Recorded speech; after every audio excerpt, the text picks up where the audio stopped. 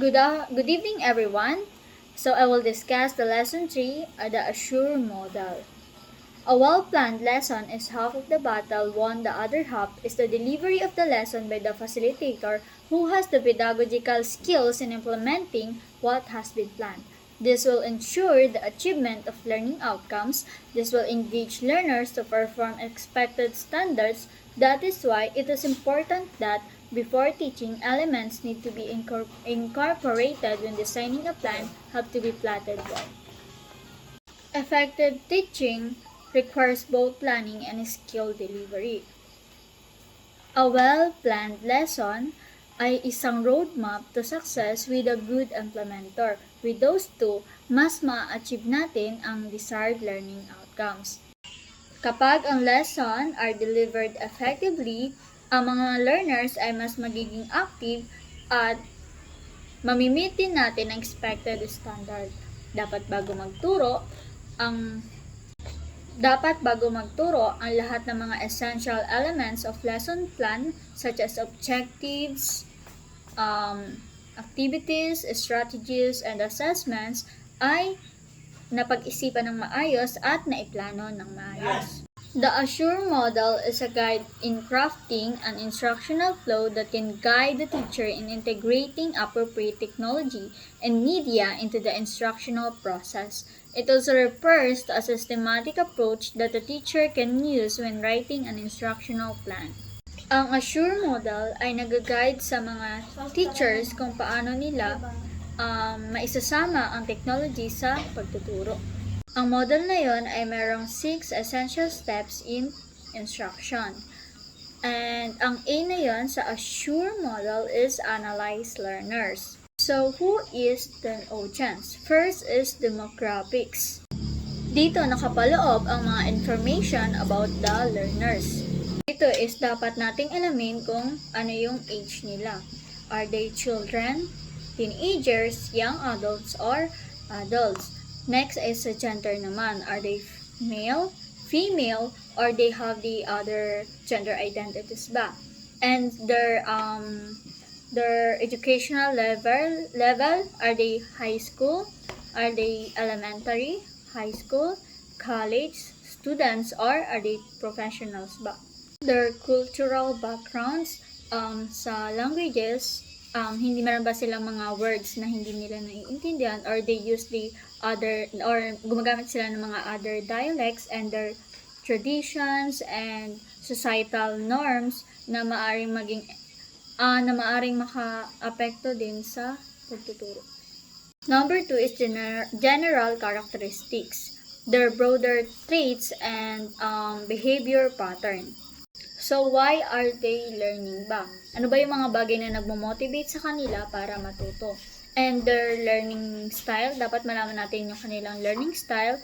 Mas natututo ba sila individually, or ang learner na ito ay mas natututo kapag group activities, and what do they prefer? Mas prefer ba nila ang tinutulungan sila or may nag-guide sa kanila, o mas prefer nila yung independent sila sa pag-aaral. Yun yung mga bagay na kailangan din nating matutunan sa mga learning. Sa technology use, are they familiar with the tools like computers, laptops, smartphones, and the other technology materials na pwede nyong gamitin sa schools? Are they familiar with it ba or hindi? Kailangan yun yung mga need din nating matutunan. 3 is the entry competencies. Examines learners' existing skills and knowledge. Ang una nating aalamin ay yung prior knowledge nila. What they already know about the subjects. Ano ba yung mga bagay na anong yung mga bagay na alam nila para hindi na paulit-ulit kasi alam na nila yun. Skills, katulad na lamang ng mga basic literacy, numeracy, and problem solving, magaling ba sila doon? Yun yung mga kailangan nating alamin sa mga learners din. Number 4 is their learning preferences. What do they prefer? Mas natututo ba sila kapag face-to-face session or gumagamit ng e-learning? Mas natututo ba sila kapag may nagtuturo sa unahan, may naririnig, nagbabasa, nakikita ang visuals, or nagsusulat ang mga students. Dapat yun ay kailangan din nating yun din yung mga bagay na kailangan nating alamin sa mga learners. The second is the S and assure model, the state objectives. Number 1 are the learning outcomes. It describes what students should know, do, and demonstrate at the end of a course. Ano ba yung mga expected malaman ng mga students? Ano ba yung mga expected na mga bagay na kailangan gawin or malaman ng mga student at the end of a lesson? Number 2 is the course rubrics. These are tools to define and measure the students' performance, or mini-measure din ito yung mga students na mga ginawa ng mga students. Number 2 is the course rubrics. These are tools to define and measure the students' performance. Letter A, skills or concept. This refers to the specific abilities, knowledge, or understanding that the students are expected to develop. Might include practical skills like conducting experiments or writing essays. Or conceptual understanding, mastering mathematical theories or analyzing literature. Next is B, proficiency or accuracy. Ito naman ay ang level of mastery ng mga students that are expected to demonstrate. And uses performance levels, katulad na lamang ng mga scores, describing how well the students perform, the quality and the correctness. Letter C is the conditions of performance. This specifies the circumstances under which the students perform the skills or demonstrate knowledge. Ang salita, ang conditions of performance ay kung kailan o paano nila maipapakita ang kanilang mga natutunan. The third step is select methods, media, materials. What do instructors need to use for face-to-face and hybrid teaching? Number 1, select instructional materials. Ang mga instructors ay kailangan piliin ang resources na align sa learning objectives and suit the teaching format, face-to-face or hybrid. This includes textbooks, presentations, videos, handouts, and digital tools like Learning Management System or LMS. Kung nakikinig kayo ng mga nakaraang topic is na tackle doon yung kung ano yung hybrid learning. Nakalagay doon, nandun din yung mga synchronous sessions and asynchronous sessions.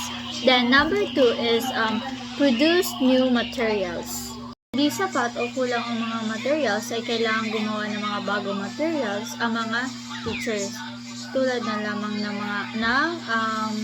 instructional videos and interactive activities like quizzes. At ang pangatlo naman ay repurpose existing materials. Upang mas makatipid sa oras ay pwede natin gamitin yung mga nakaraang materials or pwede din itong i-edit for hybrid setups. The fourth steps is utilize methods, media, and materials. Number 1, preview materials. Teachers must review their chosen materials and dapat align ang mga materials sa learning objectives and suit the learner's needs and free from errors. Ang example nito ay pinapanood muna ng mga teachers ang ipapakita niyang video sa klase. Connected ba sa topic mo ang papanood mo sa mga students? Appropriate ba ito sa students' age and knowledge level? Number 2 is prepare environment. Inihahanda ng teachers ang lugar upang maging maayos ang paggamit ng mga materials and media. Kasama na din ang pag-ensure kung gumagana ba ang mga gagamiting materials like computers, projectors, or internet connection. Number 3 is provide instructions. Lahat ng mga kailangang gamitin ay isinasama ng mga teachers sa lesson plan. At nakalagay din doon kung kailan at paano ito gagamitin sa pagtuturo. Dapat malinaw ang mga instruction. The fifth step is require learner participation. Students will actively engage in number 1, discussion. In discussing, allow students to express their thoughts. Nagtatanong din sa discussing yung mga students and it can build a new ideas from others. It promotes critical learning, communication skills, and collaborative learning. They let the students lead kasi in discussing merong mga students na nakikurious kung ano ba yung mga nire-lesson mo, and marami din mga students na nagtatanong. Then ang mga teachers is tinatanong din nila yung mga students kung na connected dun sa topic nila. Kung meron ba itong meron ba itong prior knowledge sa itinuturo niya and yun. Number 2 is small group activities. It fosters teamwork and peer learning. Allow students to collaborate, give learners a chance to engage with content more deeply while building interpersonal skills. Pwedeng examples dito is binigyan ng teacher ang mga grinupo niya mga students and binigyan ng problem solvings. Then ang bawat grupo ay merong magkaibang problem solvings. Then magkakaroon sila ng teamwork doon and collaborative thoughts sa problem solving na yon, and ipe-present nila yung solution sa unahan. Next is number 3, formative assessment. Opportunities for students to evaluate their understanding and receive immediate feedback. Help both learners and teachers and identifies areas for improvement. Kapag after ng formative assessment is pag chenika na yung mga sagot ng mga students, malalaman din yung mga students kung saan sila nagkamali and why, kung bakit mali yung sagot nila. Like meron akong experience din sa ganyan na after examinations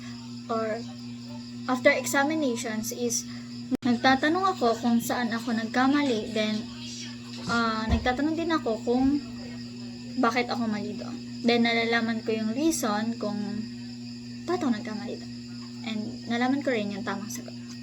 The last step is evaluate and revise. What works, what doesn't. Summative evaluation of number 1, instructional delivery. Clear communication, engagement techniques, and adaptability to learning and learning needs. Pamamaraan or strategy ng mga teachers upang makapagbigay ng kaalaman and how learning objectives are achieved.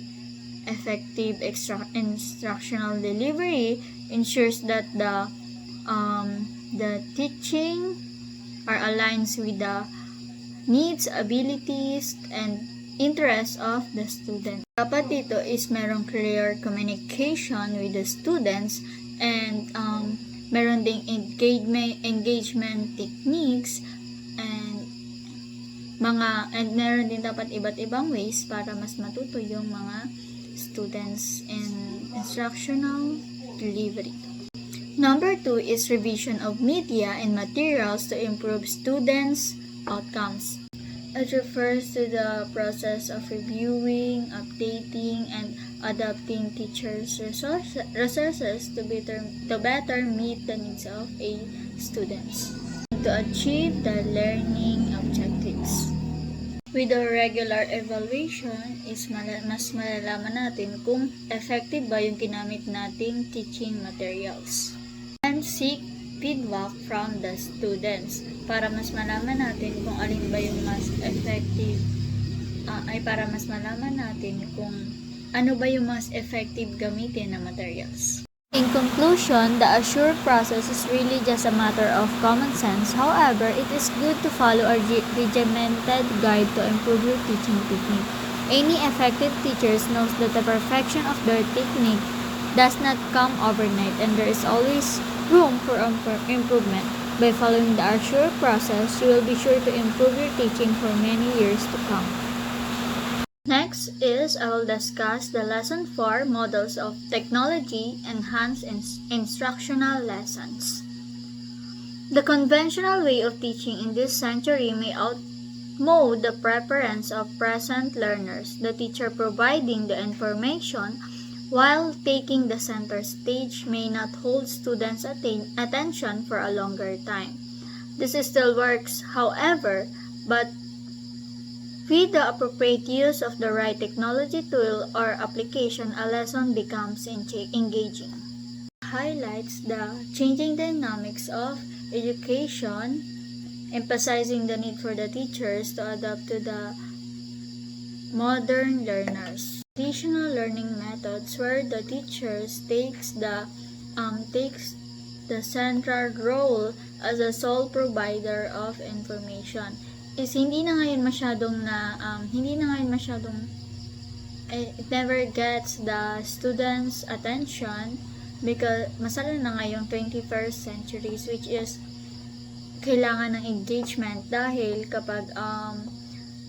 kapag teacher-centered today is wala talagang matutunan yung mga bata dahil ang mga students is mabilis mawala ang attention nila sa teachers.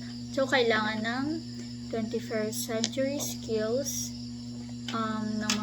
kailangan ng interactive activities, kailangan ng interactive, engaging, and learner-centered experiences. Modern classroom, the teacher shifts from being the center stage to becoming a facilitator or guide sa mga students. The roles that learners play in this millennium are no longer limited to being a receiver of information. They desire to be actively involved in the retrieval of information, repackaging them, and using them to create something unconceivable before. Hindi na to tulad ng dati na ang receiver of information lang ang mga students. Kundi ngayon is mas marami nang ginagawa ang mga students kaysa sa mga teachers, like mga activities and more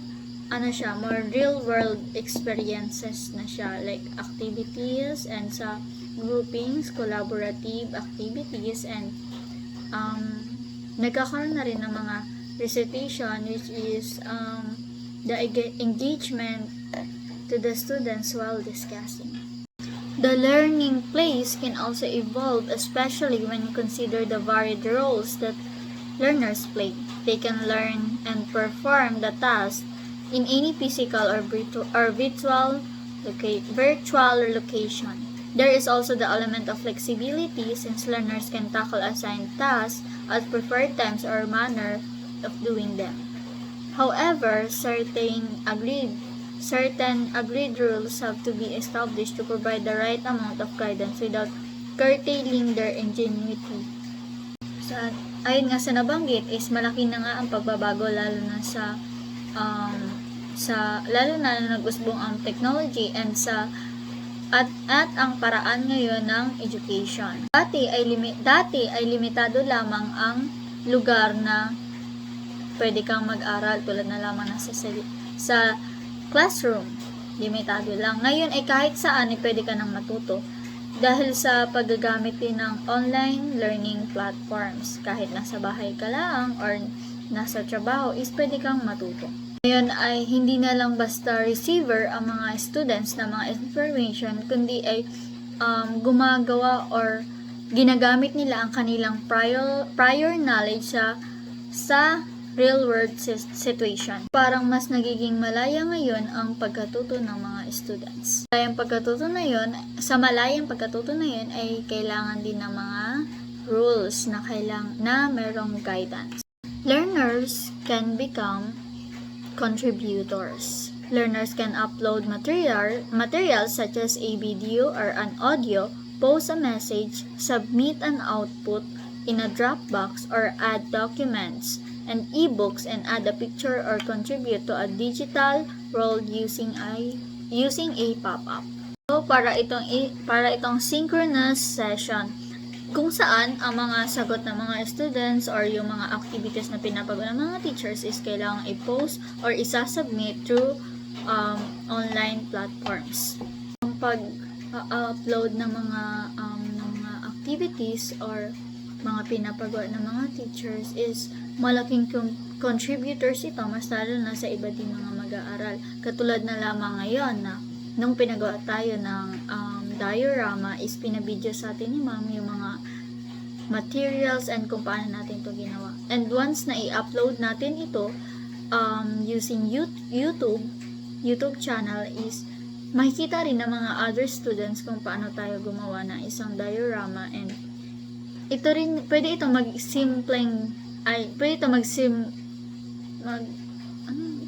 maging guide sa kanila kung paano gumawa ng isang diorama. Ang maganda dito is meron na tayong activities and maaari pa tayong makatulong sa mga ibang students. Next is creators. Creator students can collate a digital portfolio, or commonly known as an e-portfolio, or create a virtual poster or an interactive resource. They can produce a digital story, edit the entries, and share. Ang paggagawa ng e-portfolio is isang maganda ring bagay na matutunan ng mga students para yung mga activities na ginagawa natin or yung ay maitatabi natin through e-portfolio, and pwede rin natin i-edit yung mga naipitabi na natin na yun, and pwede nating itabi for the future use, or baka magamit pa natin ito in the future is nakatabi siya sa e-portfolio. Then after nun is pwede natin kung ibabahagi man ito sa ibang mga learners or sa mga classmates is may papakita mo ang iyong kakayahan, and hindi lang yun is papakita mo din yung creativity mo, the innovations, and ang pakikalahok ng mga students sa digital na mundo. Next is communicators. Using technology tools, students can chat with peers, post a reply in a blog, and contribute a comment to the thread flow. Creating a wiki, editing, and adding to it gives the students the chance to communicate their thoughts. Using the chat room or the web conferencing by the Skype creates a new dynamic to what a learning place is. So, katulad na lamang ngayon is gamit yung mga new technologies, marami tayong ways para makipag-communicate sa iba't ibang kaklase, sa iba't ibang tao, sa kaklase, sa teachers, sa students, and magpo-post na lamang tayo ng ating mga answers sa isang vlogs, pwede pa natin ma-edit, and nagkakaroon ng panibagong dinamiko ang lugar ng pag-aaral. Ang ganitong pag-aaral ay mas nagiging more active in communications, and mas lalo tayong kakaroon ng engagement gamit ang mga digital tools. Next is collaborators. Capstones projects can be outputs of collaboration. Students can participate in posting ideas in a forum where there can be an asynchronous discussions. Using wikis to participate in group work with the aim to accomplish a task or comment on blogs are a few ways on performing the role of a collaborator in a new idea of a learning place. Ang pinaka-example nito is yung ginawa natin ng mga nakaraang activities like Padlet. Pinapost tayo ni ma'am ng our own designs of a Christmas design. Ayan, Christmas design. And pina-explain sa atin kung ano ba yung nagre-represent sa mga designs na nilagay natin doon, and nag-comment tayo sa gawa ng isa't isa. nagkaroon ng interactions and nalaman natin kung alin ba yung mga dapat i-improve sa mga ginawa nating designs and kung alin ba yung and nalaman din natin kung ano ang opinion ng mga ng mga classmates natin kung maganda ba yung ginawa natin or kung ano pa yung mga kailangang i-improve at hindi maganda tingnan. Which is good na kahit nasa bahay tayo is nagkaroon ng interactions and gumawa tayo ng activities through Padlet. Naging isa tayong collaborators dahil nag-comment tayo sa gawa ng isa't isa. Naging active tayo sa pagbabahagi ng ating kanya-kanyang idea and nagkaroon din ng teamwork. Yung activity na yun ang bakita ng other places, other concept ng pag-aaral kung saan ang mga tayo ay natututo kahit na nasa kanya-kanya tayong bahay. And nagkaroon din ng cooperation ng bawat isa. That's all po. Thank you.